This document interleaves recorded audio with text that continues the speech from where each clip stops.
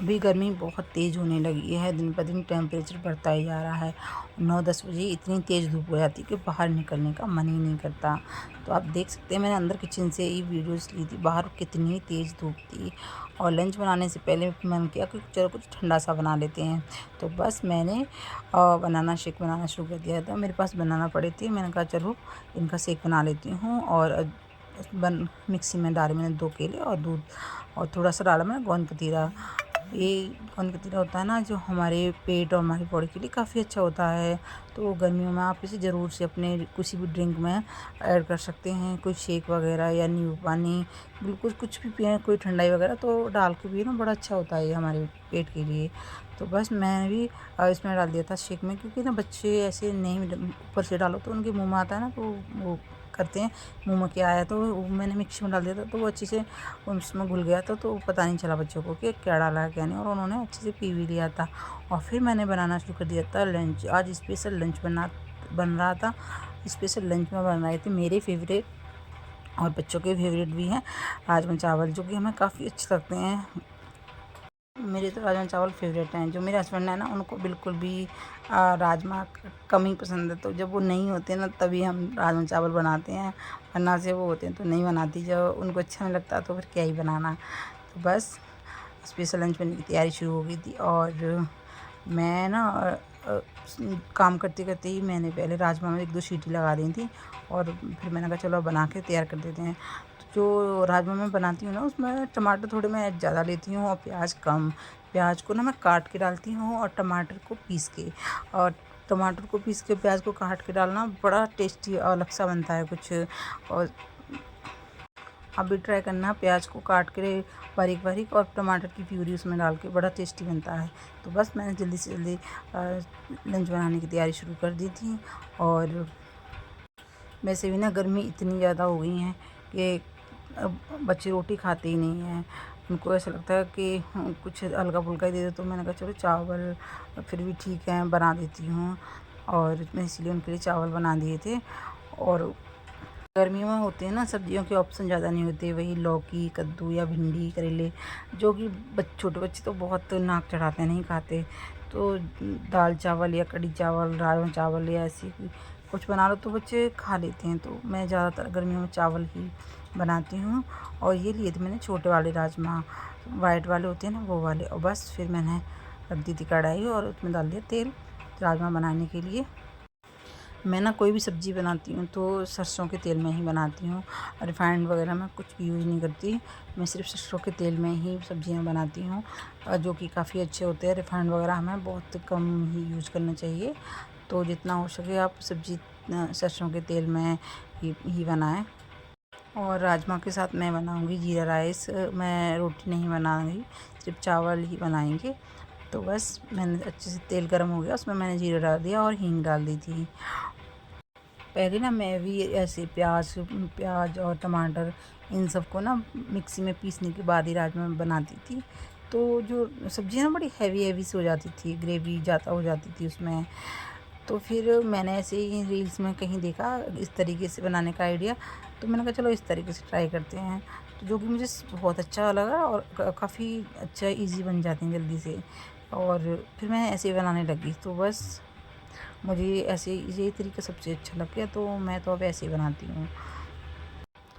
और बस प्याज को मैंने ब्राउन ब्राउन करके भून लिया था, और जो टमाटर की प्यूरी बनाई थी ना, उसमें सारे मसाले भी मैंने ऐड कर दिए थे, जो जैसे मिर्ची, नमक, धनिया, हल्दी वगैरह सारा कुछ उसमें ही डाल दिया था। और बस उनको अच्छे से भून लिया था। मसाला अच्छे से भुनने के बाद मैं इसमें राजमा डाल दूँगी, और फिर ना राजमा में भी 1-2 सीटी लगा देती हूँ बाद में भी, क्योंकि ना अच्छे से मसाला उसमें चला जाता है, तभी सब्ज़ी थोड़ी अच्छी लगती है। और ये मेरी छोटी वाली बेटी आई बीच में, मम्मा खाना लंच कब बनेगा, मुझे भूख लग रही है, ऐसे ऐसे कुछ पूछ के चली गई बेचारी। मैंने कहा बस बेटा बन गया, थोड़ी देर रुक जा। और मैंने वापस से ना राजमा को कुकर में डाल दिया था, और 1-2 सीटी में इसमें और एक्स्ट्रा लगा लूँगी। और अगर किचन ना तुरंत के तुरंत ही हम साफ़ कर दें और सामान को तुरंत उठा दें, तो ना काम दोपहर का थोड़ा इजी हो जाता है। नहीं तो पूरा फिर फैल जाता है। तो तुरंत तुरंत मैंने, और जैसे सब्ज़ी बनाते हैं ना तो उसकी ग्रेवी वगैरह तो उसकी छींटें दीवारों पे पड़ जाती हैं, टाइल्स पे, और मेरे किचन की तो वाइट टाइल्स हैं तो बड़ी गंदी लगती हैं। तो मैं कोशिश करती हूँ कि तुरंत ही तुरंत पोंछ दूँ, जिससे वो सूखे ना, फिर वो एक्स्ट्रा मेहनत करनी पड़ती है।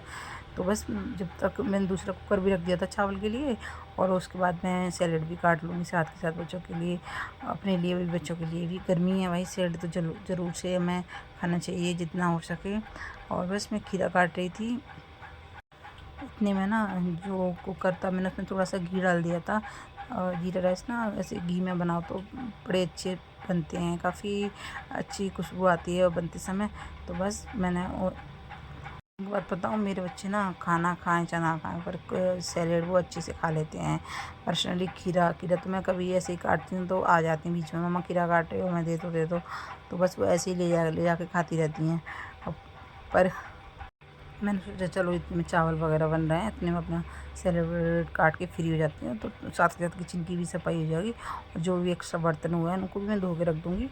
तो बस दोपहर का काम इतना नहीं होता। जब अगर रोटी वगैरह बनाते हैं ना तो सिल्क भी थोड़ी गंदी हो जाती है, आटा वाटा। चावल बनाते समय इतना किचन गंदी नहीं होती, जितनी भी होती है तो तुरंत के तुरंत साफ़ कर दो। तो बस मैंने चावल भी डाल दिए थे उसमें, और पानी डाल दिया, और थोड़ा सा नमक डाल के, और फिर मैंने उसको चला के अच्छे से ढक्कन को लगा दिया था। और जीरा राइस काफ़ी अच्छे लगते हैं। और ये जो मेरा कुकर है ना, ये काफ़ी पुराना है। जब हम फर्स्ट पोस्टिंग गए थे ना पुणे, जब मैंने इसको लिया था फर्स्ट बारी, और ये जब से बेचारा अच्छे से चल रहा है, अभी तक इसमें कोई प्रॉब्लम नहीं है। ये नॉन स्टिक का है, लेकिन काफ़ी अच्छा है। ये 3 लीटर का था, तो चावल वगैरह मैं इसी में बना लेती हूँ कि चिपकते नहीं हैं और अच्छे से बन भी जाते हैं। बाकी सब्ज़ी और वो है, वो मैंने यहाँ पर आके भी एक स्टील का लिया था, मैं उसमें सब्ज़ी वगैरह बना देती हूँ। पहले ना मेरे पास एक ही कुकर था, तो जिसमें दाल चावल बनाती है, कुछ बनाती, तो मुझे पहले दाल को बनाना, फिर निकालना, फिर मैं चावल वापस से बनाती। फिर मैंने कैंटीन से एक स्टील का ले लिया था, अभी थोड़ा कम ईज़ी हो जाता है।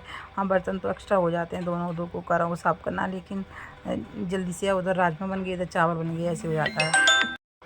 अगर मैं किचन में लंच या डिनर जो भी बनाना शुरू करती हूँ ना, किचन से बाहर नहीं जाऊँगी, किचन में ही लगी रहूँगी बनाने के लिए, तो 10-15 मिनट में ना काम हो जाता है। अगर बीच-बीच में अगर कोई परेशान करे, या हम बाहर जाएँ या कुछ भी, तो खाना बहुत लेट हो जाता है। तो बस मैं किचन में सारा काम करने के बाद ही बाहर जाऊँगी, और मेरा खाना लंच कम से कम 10-15 मिनट में बन के रेडी हो ही गया था, ये समझो। बस मैंने पूरा सैलेड भी अच्छे से काट के प्लेट में रख दिया था, और इतने में फिर राजमा में भी सीटी आ गई थी, और मैंने उनको ढक्कन उसका निकाल दिया, तो देखो ये अच्छे से हो गए थे। मैं थोड़ा सा ढक्कन खोलने के बाद भी सब्ज़ी को थोड़ा और कर लेती हूँ ना, तो मुझे टेस्ट सा आता है। और बस उसमें मैं ऐसे कोई अलग से मसाले, गरम मसाला वगैरह नहीं डाला मैंने, क्योंकि बच्चे खाते हैं और मुझे सिंपल सा ही अच्छा लगता है। और बस उसके बाद मैंने उसमें धनिया ज़रूर से ऐड करती हूँ, कि धनिया से ना सब्ज़ी का टेस्ट ही कुछ अलग हो जाता है, बड़ी टेस्टी लगती है। तो बस राजमा ऑलरेडी तैयार हो चुके थे, चावल में भी सीटी आ गई थी, और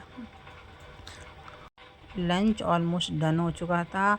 और बस अब थोड़ी देर बाद हमारा खाना शुरू हो जाएगा, और जो भी एक्स्ट्रा काम था किचन का वो भी मैंने साथ के साथ कर दिया था। बर्तन थे धोने के, थोड़ा सा सिल्क गंदी हो गई थी, उसको भी पोंछ दिया था। और अब बस खाना खाने के बाद थोड़े बर्तन होंगे, वो देखते हैं।